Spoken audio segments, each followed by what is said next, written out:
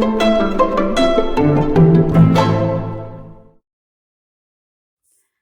guys!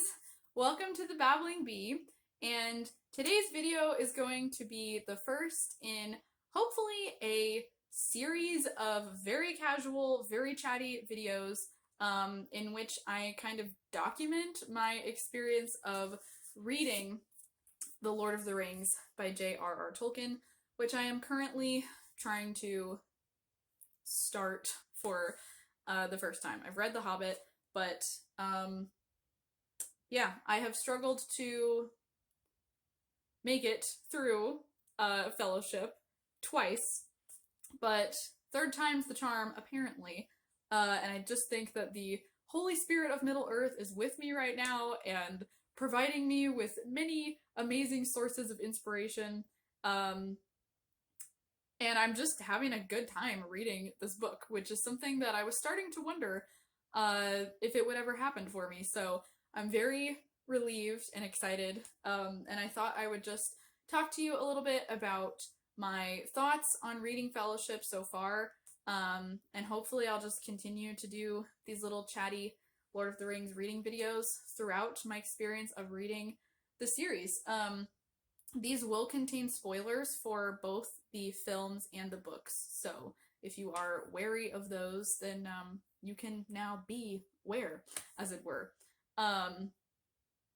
Yeah, this is basically also in response to a comment that I got from my lovely friend Anne over at Disney Princess Lessons, who suggested that I vlog my experience of reading these books, but I am definitely too inept to do that right now, so I thought this would maybe be the next best thing. So yeah, I'm gonna put the book down for a minute because I have some notes, and yeah, basically this is just going to contain like thoughts about things I'm enjoying in Fellowship so far, things I've struggled with, differences that I have noticed between the book and the film, and just anything that is giving me particularly strong feelings, I suppose. So let's just get into it. So first of all, I have been very pleasantly surprised at how much I am enjoying Tolkien's actual writing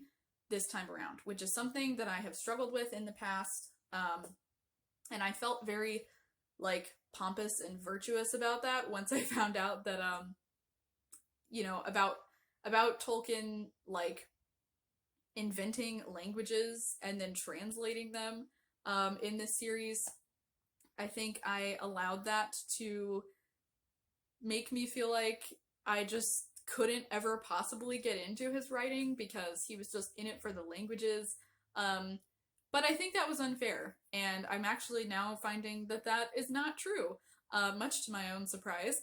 So I'm realizing that so many of the beautiful and like poetic, resonant, almost like spiritually moving lines that are in the films were directly lifted from the books, and they are beautiful and moving and resonant just the same. So yeah, I'm really enjoying that, and trying to have a more like open mind about Tolkien's writing. There are still aspects of it that I struggle with, but I'm trying to just, you know, not have the same expectations for the books as I do of the films. And that's working for me so far. So yeah, pleasantly surprised to be enjoying Tolkien's writing at the moment. Also enjoying the character development in the book so far, and just being able to pick up on different like aspects of the characters that maybe don't come through as much in the films, or that the films just can't spend as much time on. Yeah, there's just also like cute little exchanges of dialogue or scenes involving the characters that don't make it into the movies. So just being able to experience the characters that I feel like I already know and love differently has been very rewarding. So that is nice as well. Okay, one of the things that I have struggled with a bit in Fellowship is just the amount of traveling. Like, good grief. If you are looking for a fantasy book that just has a lot of, like, trudging, as, that guy from A Knight's Tale would say. Who was that? You know who I'm talking about? No big deal. He's just, like, a famous writer whose name I can't think of. Was it Chaucer? No. I don't know. Anyways, there's a lot of trudging in Fellowship. There's a lot of just like, yep, they are walking to this place that they're trying to get to, and they are still walking, and that's what they're doing. And I mean, I get it. I understand, like, the reasons for it and the setup, but I just have struggled with that a little bit. I think the audiobook has helped because, you know, when it comes to the trudging, I haven't had to, like, try so hard to just physically sit with it. I can, like, get on with other things, while they're kind of, like, moving from place to place. So that has definitely helped. But yeah, the traveling aspect, particularly at the very beginning of Fellowship, when, like, Sam and Frodo, have left the Shire, I guess Merry and Pippin are with them too, but when they have left the Shire and they're kind of like, they're just in transit for a really long time, it feels like, and I definitely struggled with that a bit, but I think I'm, like, getting used to it now and just accepting it, and like I said, the audiobook does help in that regard, so hopefully that will not impede me too much as I continue, but yeah. A character who does not show up in the films, but who I was very pleasantly surprised by, is Glorfendell, or Glorfindel, I have also heard him called, but Glorfindel sounds better to me. That's just how I'm gonna say it. If it's wrong, I'm sorry. Glorfindel is really cool. Yeah, I can definitely support an ancient elf lord who shows up and saves the day. So yeah, that was cool. I don't have a problem though with the fact that in the film that little moment with Glorfindel is attributed to Arwen. I don't have a problem in general with the decision that was made in the films to give greater, like, power and depth to the female characters, particularly Arwen. I don't have an issue with that at all. And in fact, that is something that I am worried about when it comes to reading this series. I'm just trying not to think about that right now. I'm trying not to think about, like, the things that I will miss about Arwen. I don't really know, like, how that's gonna go in terms of Galadriel and Éowyn, so that will be interesting to see, but, yeah, I'm worried about Arwen in the books, but gonna try not to dwell on that too much. Something else that I have been enjoying so far is just being able to see more lore, and, like, the history of Middle-earth and its people. That has been really interesting, and that's been adding a lot of, like, depth to the story for me, and I just don't think that you could ever really get that across in any film adaptation, because Tolkien's world building was so tremendously developed. You know, he invested in world building in this story as probably not many fantasy writers have since. And it's very impressive. And I mean, in the books, in, like, Fellowship of the Ring, there's not even as much world building or lore as in some of the other, like, Lord of the Rings accompaniment books that he has. So, but what I am getting in Fellowship has been very interesting, and worthwhile. So that is fun as well. Okay, I'm having an Aragorn problem, you guys, because I was already in love with Aragorn, as I'm sure many of you out there are.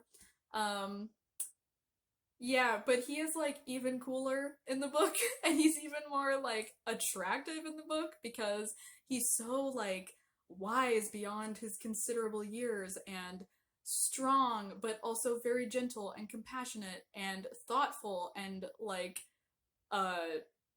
yeah, he's so, like, noble, and he has much more of a leadership role in the book than he does in the film. Like, he's been so much more instrumental in looking after the hobbits and deciding the fate of the ring and what's to be done about it.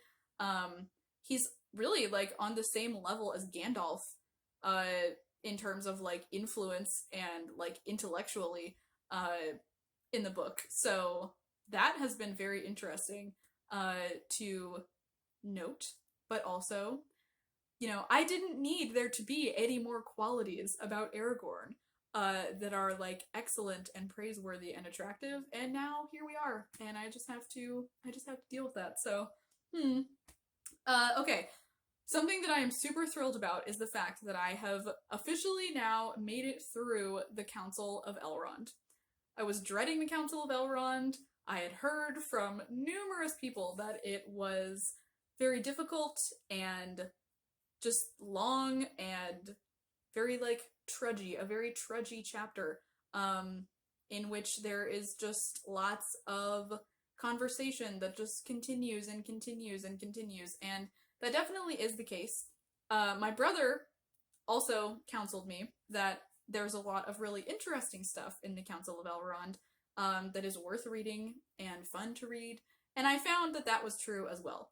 So I think the audiobook really came through for me here again, because I was able to just, like, let all of the information that is packed into that chapter wash over me as I got on with other things. So I think that made it a lot easier for me, and I definitely think I would have struggled with that chapter more if I had just solely been relying on the physical book. So I made it through Council of Elrond now. I kind of feel like the rest of reading this book is going to be kind of, like, downhill from here, just in terms of ease of reading, and hopefully that is the case, but we will see. Okay, my final thought, I'm going to put my notebook down now. My final thought is to do with our beloved Samwise Gamgee. So, I love Sam. I have loved Sam for years. He is one of my favorite characters ever in anything. I have so much, like, admiration for him. I think he is utterly precious and wondrous, but something happened today while I was listening to the audiobook as I was putting makeup on that I don't think I am ever going to recover from. So, in the film, when they show up at Moria, which this is the part that I'm at in the book right now, they've just arrived to Moria, and they're, like, about to go in. And in the film, Sam has to say goodbye to his pony, Bill, who he's, like, buddies with. So he's sad and upset that he has to say goodbye to Bill, but he just, like, gives him a little pat and he's like, bye-bye, Bill. And that's that. And you can tell that he's very sad, and it makes you sad and, like, hurt for him. But, you know, it's not, like, horrendously bad. Like, it's sad, but you can, like, get through your day, move on, you know, and live your life. But, yeah, I was listening to the audiobook this morning, and this part happened while I was putting mascara on, okay? I'm gonna read it to you. So, he's gotta say goodbye to Bill. Gandalf gives Bill a, like, blessing to help him hopefully survive the journey to wherever he's gonna go to get out of there and away from Moria, and Sam has to tell him goodbye. So, Sam stood sullenly by the pony and returned no answer. Bill, seeming to understand well what was going on, nuzzled up to him, putting his nose to Sam's ear. Sam burst into tears and fumbled with the straps, unlading all the pony's packs and throwing them on the ground. Yeah, and then he has to say goodbye to Bill after bursting into tears. And I was literally putting mascara on and I was like, oh my, what? And just, I'm not over it. I don't think I'm ever gonna be over it. Yeah, Sam already, like, I know him to be such a sweet and tender-hearted hobbit, but bursting into tears was just not something that I was prepared for emotionally. Yeah, so I will hopefully recover from that here in a few days and have more strength, but that really took it out of me. So yeah, that is my update on Reading Fellowship of the moment. Hopefully I will do another one of these once I finish the book. And this is on my spring cleaning reading list for April. So if I finish it, which I feel like it can happen. If I finish it, I get to call myself a stud. So looking forward with hope and joy to that prospect. But yeah, thanks for listening, and I would love to know if you have read this series. Hopefully you've read it if you've watched this very spoilery video. Let me know if you love the films, if you love the books or the films more, and why. And if there's anything in particular that you have found worthwhile or wonderful about reading the books, please tell me. I would love to know. I need all the encouragement that I can get when it comes to getting through Lord of the Rings. So yeah, thanks for watching, guys, and I'll see you for another video at some point. Bye.